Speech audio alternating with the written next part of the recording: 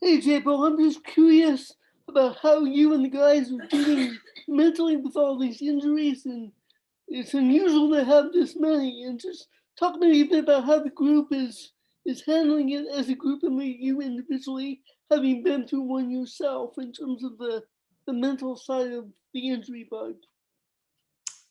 Yeah, it's a challenging one, and it's a tough line to balance because on one hand, you feel for the people that got hurt, right? When I was hurt, I know that my teammates felt that, they were coming around and really expressing their emotion alongside me. And I was really appreciative of that. But on my end, like dealing with what I was dealing with, I knew that I had to be supportive of the team and that it was from the team environment standpoint, next man up. Uh, Whoever is hurt, someone has to be ready to fill that spot because it can be a career defining moment for them, knowing that they can contribute to the club in the way that they know that they can and that they feel that they haven't had the chance necessarily to do so. And as well, we need to put the club in a position that we're not always finding reasons not to be successful where, maybe there was the CCL at the beginning of the year and there were injuries as well. There seems to always be something kind of in our way, and we need to fight through that at all costs. So it's been a very focused week, I would say, from the guys. I think some of the guys that are getting ready to play have found a new level, and hopefully that reflects against a challenging and surging San Jose team. I know they lost to Seattle, but we know that it's always a really tough game there. Tom Bogert. Yeah, so you just kind of touched on the mental side of the injuries and fixture congestion as kind of what I was going to ask, but I guess just kind of on the physical side, I know that obviously, like as you said, you were hurt a little bit, so you haven't been available for all the games. But how are you feeling physically, and how are you kind of holding up with this hellacious start to the season?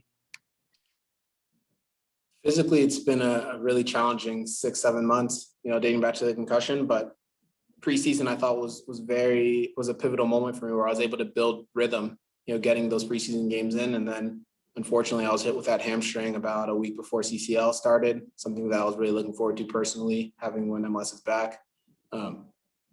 So that really just kind of hampered everything that I had been working on, that the team and that the medical and performance staff have been working on to get me in a position to perform for an entire year. So now I've been playing catch up. I felt that this past week against Seattle was my first regular season start in 7 months with the offseason and the various injuries. So a little bit rusty, a little bit lacking in the physical fitness that I would ideally have, but I'm up for it. I'm ready to go, and we have this stretch of games before a break in the year. So looking to make the most of it and feeling more and more settled into the team. Joe Becker, K2. You talked about the mental approach and how you've had some tough breaks recently, especially with injuries, and but it seems like the camaraderie on the team is good, and the season's long, and that's going to pay off for you, don't you think? Yeah, I think so. I mean, we allude to it a lot, but we have a really deep team. A lot of the guys who aren't getting consistent minutes would get consistent minutes, if not start on any other MLS team. So we believe in each one of our guys, and that camaraderie that we mentioned, whether it's in training, having fun, but also pushing each other, hopefully will prevail, if not this weekend, as soon as we all get to gel together even further with some of the different matchups that we're going to have on the field.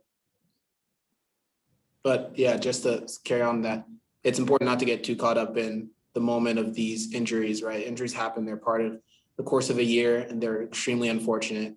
But the game is, the season's 34 games long, and whether it's now or in the summer, we are going to find form as we always do. And we're going to make sure that form lasts as long as possible and peaks at the right time.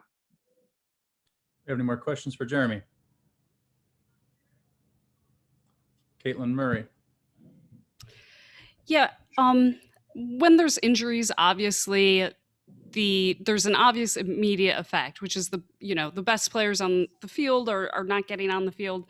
But I'm curious how, for the players that aren't injured, how does it maybe change the way you play or the way you're able to work together? I mean, is that another effect that maybe is a little less obvious, but is still affecting the team? I think there are subtleties to each individual, regardless of which role they had coming into this stretch where a lot of players are injured. If you're someone who's been playing consistently, you start to form relationships with those players on the field. And so depending on who's coming in for who, you need to be able to adapt to other players' strong suits as well as bring a different side of your game if that's what's needed from the team.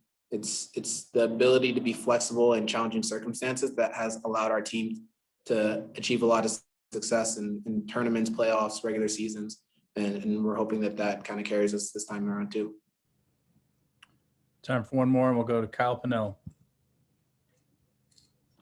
Yeah, Jeremy, you touched a little bit on the 3 games coming up before the break, and I'm kind of curious what the team's goals are for that stretch of play, and also going into San Jose. Is there any additional pressure maybe to find a result after how the team started the MLS season, or is it just trying to get to the international break best as you can and regroup from there?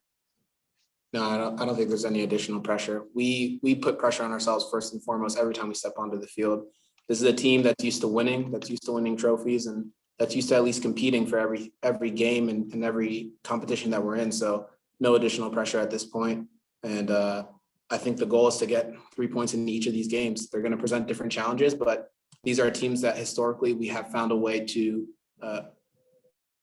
find success one way or another. And again, these are very good teams. What we're seeing in San Jose, who's obviously at the top of the West. We're seeing LA, it's been resurgent this year as well.